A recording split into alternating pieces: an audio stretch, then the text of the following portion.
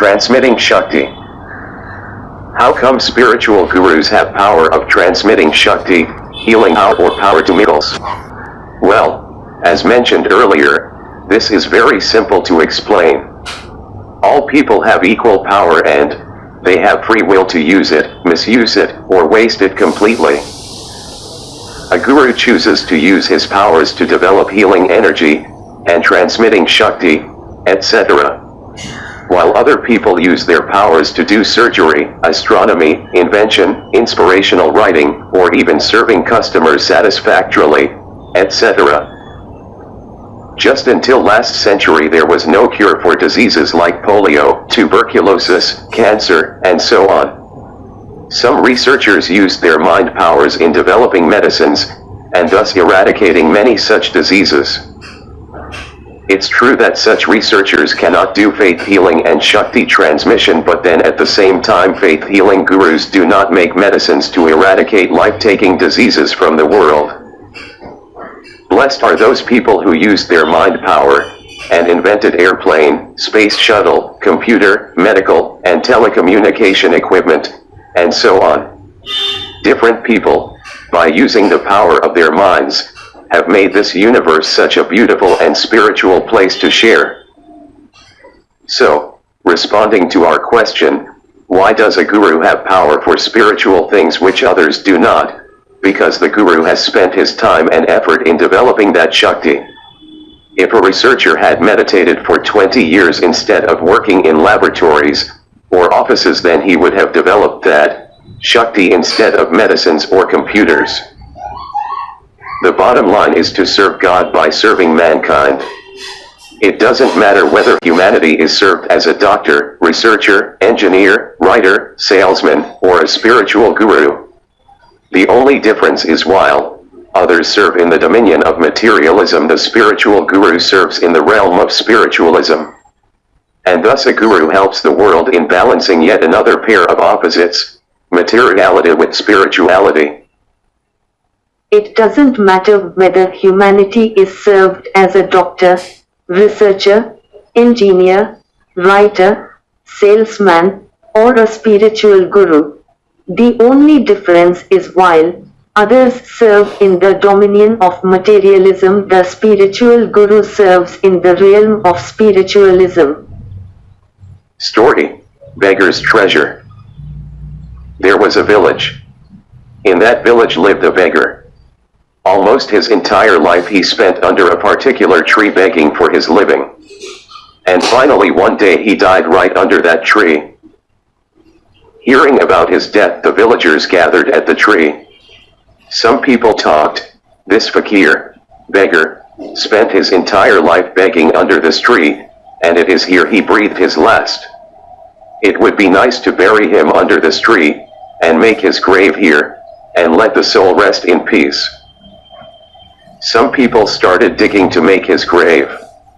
Hardly had they dug when they heard some metal. That happened to be a treasure box. When they opened it, they found it was filled with gold ornaments. What a pity, exclaimed somebody, that beggar was sitting on treasure of fortune all his life but didn't know how rich he was. He was so wealthy but still lived a pauper's life. The beggar in the above story represents human beings.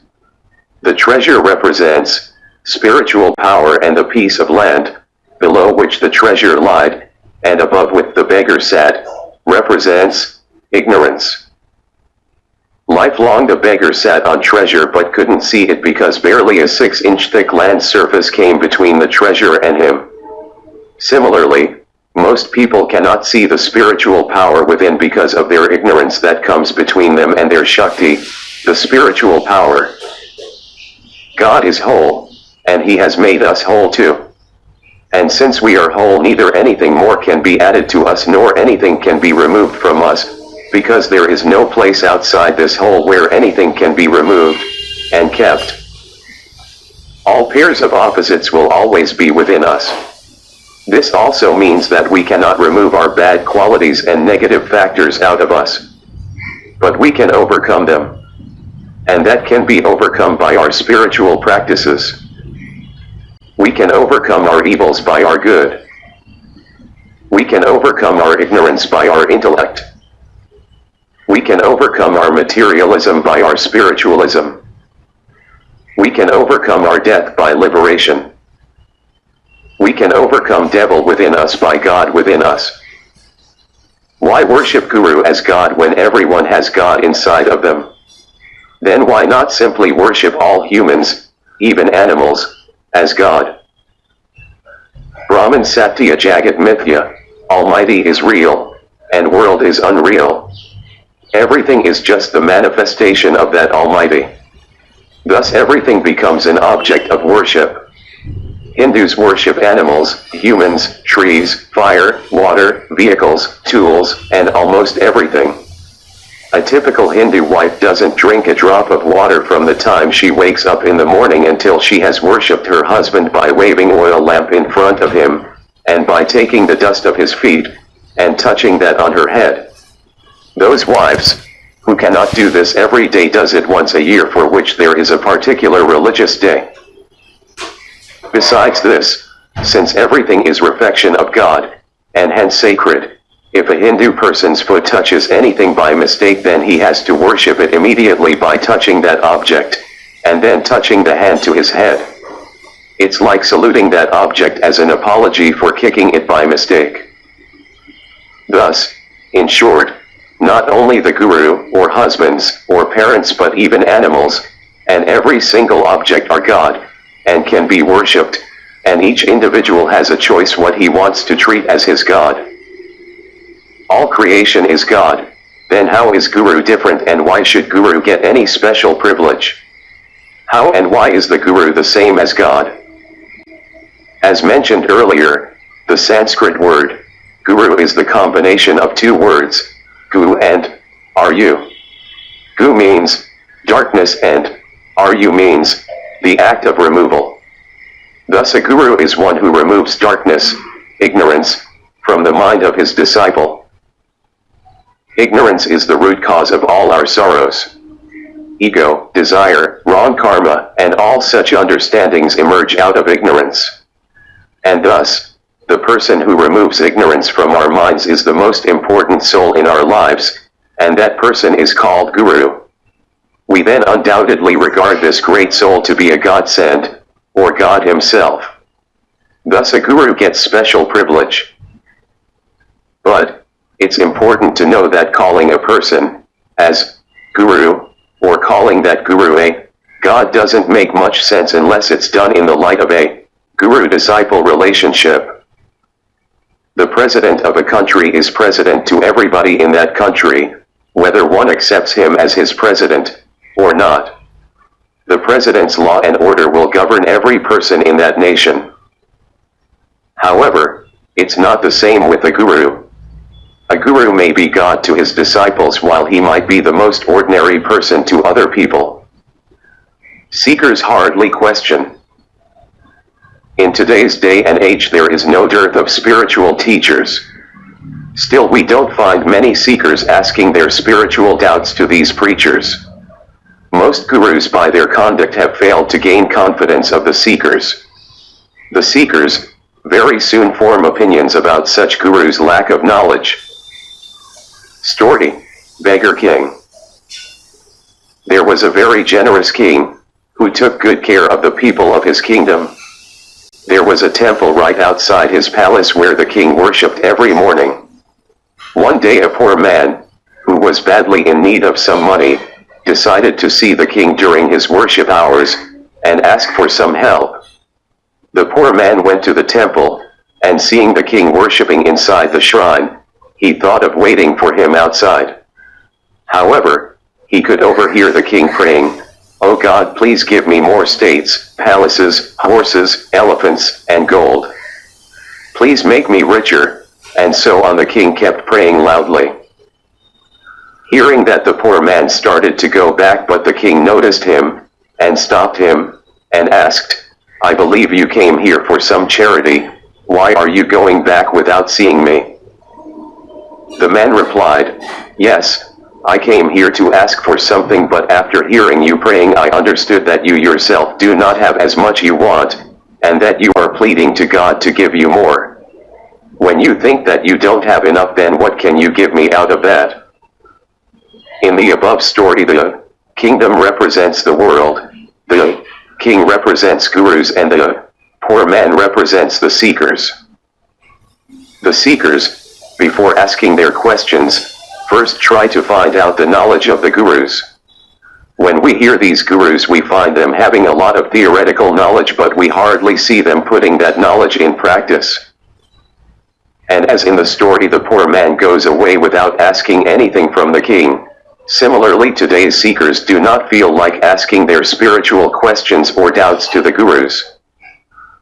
When the seekers learn about the unspiritual conduct of such gurus, they would treat the gurus as the king in the above story.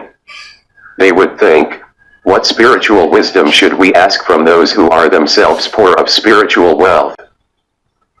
Besides the above, there is one more interesting fact why seekers would not ask questions to spiritual gurus, and that has all to do with people's conditioned mind. Minds of all human beings are conditioned. Many a time people ask question for which they already have their version of answer, but still they ask just to find out if the answerer's reply matches with their own. If the answer matches, then the asking person becomes happy, otherwise either the answer is debated or ignored. But hardly ever the asking person implements the answerer's answer in his life. Most Hindus visit temples too much, almost for anything to everything. There is no mass or service for what they go, they just go to the temple, pray, give offering to God, and leave. Millions do this once or more every week, and some, every day. Here is one Hindu who hardly visits a temple. He says that he has God's altar at home, then why he has to run to temple now and then? Moreover, he believes that God is not only in temples but everywhere. He asks us this question: does a devotee have to visit temples frequently or regularly? Now guess what? He is actually not looking for any answer because he already has one. Whatever be people's reply to his question, he is not going to buy it. He will stick to his own answer, belief. That was just an example. But that's what mostly happens. We ask a spiritual or philosophical question, and expect the answerer to answer that what would match our beliefs. If that doesn't happen, then we don't accept or implement the reply into our lives. We either debate it out, or ignore it. So, who benefits from such questions? Honestly speaking, many a time the question answer in spirituality hardly matters, because ultimately everything is lila, play. If no one asks questions, then know that that's how it had to be. It's all in the lila, the great world drama, that I wrote about it earlier in this book. There are millions of questions that have a why, and the best answer to them is lila. People say, trust in God but lock your car. Why? If we really trust God, then why do we have to lock our house or car? A Hindu temple priest, throughout the day, teaches people, God is the protector of entire universe. And then at night he closes the temple door, and puts a big lock on it to protect the gold ornaments, on the God's idol, from thieves. Does God care about that gold? And if he cares, then can't he, the protector of the universe, protect handful of gold? Once we understand this great world drama, then we will not need answers to these whys. Because there might not be any answers to these whys in the first place. Whatever is happening, it has to be just that way. Is only one side right and other side wrong? Most people are of the opinion that right and wrong are relative terms. Everybody decides what's right or wrong based on one's own benefits. However, scriptures don't agree to that. 10 commandments are right, and anything contradicting that is wrong. In Bhagavad Gita, Lord Krishna talks of dharma, righteousness, and adharma, unrighteousness. Thus, there are some things that are right or wrong as per scriptures.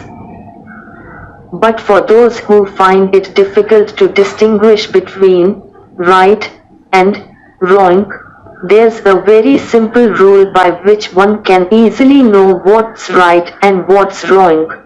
And the golden rule is, do unto others what you would like others to do unto your loved ones and you. Illustration: a man had 3 wives. He was asked, do you think that a man having 3 wives is a right thing? The man instantly replied, why not? And even my religion allows that. He was then asked, how would you like if it were other way around, you having only 1 wife, and your wife having 3 husbands? The man couldn't reply, and his answer was clear in his silence. Simple rule to know whether what you do is right or wrong. Do unto others what you would like others to do unto your loved ones and you. If you treat others as you would like others to treat your loved ones and you, then know that you are doing the right thing. Simple rule to know whether what you do is right or wrong. Do unto others what you would like others to do unto your loved ones and you. If you treat others as you would like others to treat your loved ones and you, then know that you are doing the right thing. Putting yourself in other person's shoes. Do I have to donate? Is not donating wrong? Well, what if we were orphans living in some orphanage? Wouldn't we have expected people to donate? So, by God's grace, if we are not orphans and have income, then is not donating an act of kindness. I am walking in a street and see an injured person lying there. Will not helping him be wrong? What if I were in that person's place and he in mine? Would I have not expected him to help me? If we simply put ourselves in others' shoes, then we will know what's right and what's wrong. Just do unto others as you would have others do unto your loved ones and you. Of course, it goes without saying that this beautiful rule should be taken in spirit and not just in letters. What is an Upanishad? Vedas are scriptures or revelation, Shruti in Sanskrit. They manifest the divine words in human speech. They reflect into human language the language of gods, the divine powers that have created us, and which rule over us. There are 4 Vedas, Rig, Sama, Yajur, and Atharva, each consisting of 4 parts. Samhita mantra or hymn section. Brahmana ritualistic teachings. Aranyaka theological sections. Upanishad philosophical sections. The hymn sections are the oldest. The others were added at a later date, and each explains some aspect of the hymns, or follows one line of interpretation. Upanishad or Upanishad. UPA means near. Ni means down. Shag means to sit. Upanishad means sitting down near. In olden times, disciples used to sit near their gurus and listen to these spiritual stories, which taught about the source and meaning of life and way of living. Thus, these collections of stories came to be known as Upanishads. Some of the important Upanishads are Kena Upanishad, Katha Upanishad, Mandukya Upanishad, Chandogya Upanishad, etc. Here is an extract from Aitareya Upanishad to give an idea of how things are explained in Upanishads. He deliberated with regard to him, i.e. Virat of the human form. As he, i.e. Virat, was being deliberated on, his, i.e. Virat's, mouth parted, just as an egg does. From the mouth emerged speech, from speech came fire. The nostrils parted, from the nostrils came out the sense of smell, from the sense of smell came vayu, air. The two eyes parted, from the eyes emerged the sense of sight, from the sense of sight came the sun. The two ears parted, from the ears came the sense of hearing, from the sense of hearing came the directions. The skin emerged, from the skin came out hair, i.e. the sense of touch associated with hair. From the sense of touch came the herbs and trees.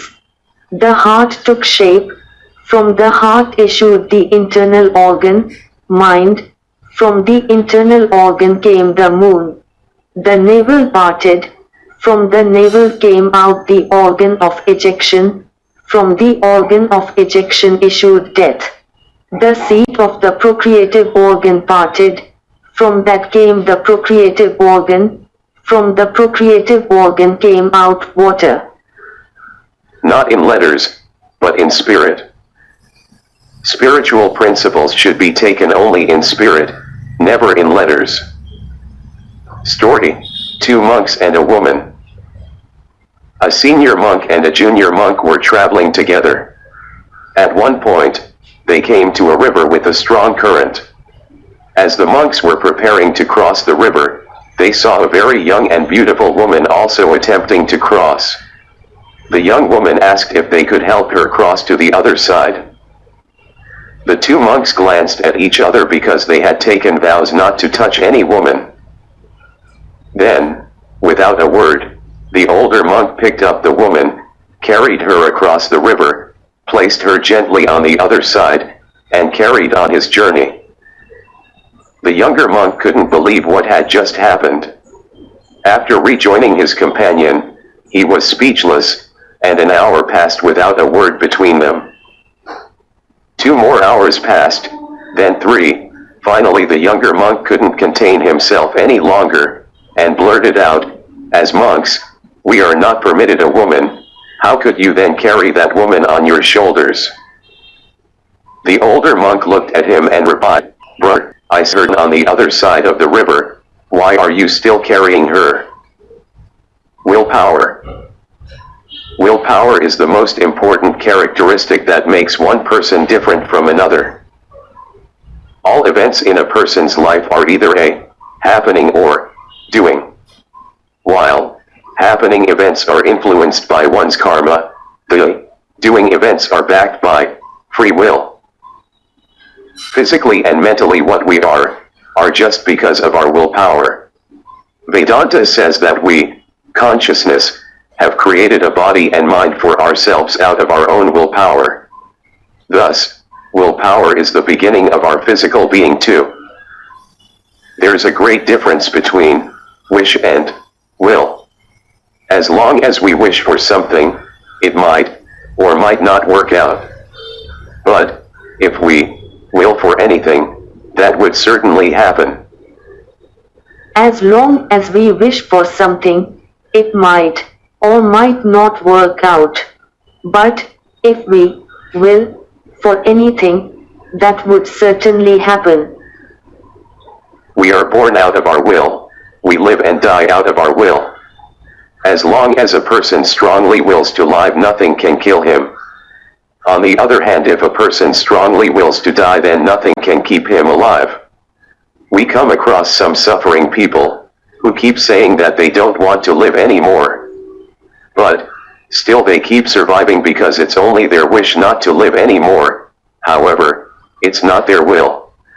If they honestly will to die, then they would not survive even a few more days.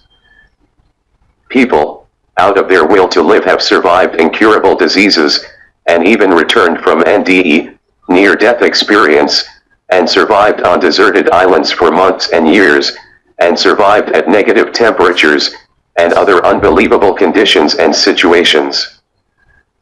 Our life, death, success, failure, and everything depends on our willpower. There is a Hollywood movie, Emmanuel's Gift. The movie is real-life story of Emmanuel Afosu-Yebawu. He was born in Ghana with a severely deformed right leg. Shockingly, 10% population of his country is disabled. Almost all of that are beggars, and the remaining handicapped live pathetic lives. Emmanuel's father abandoned the family when he was born disabled, and his mother died young. Emmanuel, out of his strong willpower, not only changed his life but also millions. In school, he became an athlete, and after he received a mountain bike from the Challenged Athletes Foundation, he rode it with his one leg on a journey across his country to raise people's consciousness about physical deformities. Eventually, he traveled to America to participate in athletic competitions. Greeted as a hero upon his return, he used his new influence to get wheelchairs and scholarships for disabled people. Use your willpower to make life more meaningful.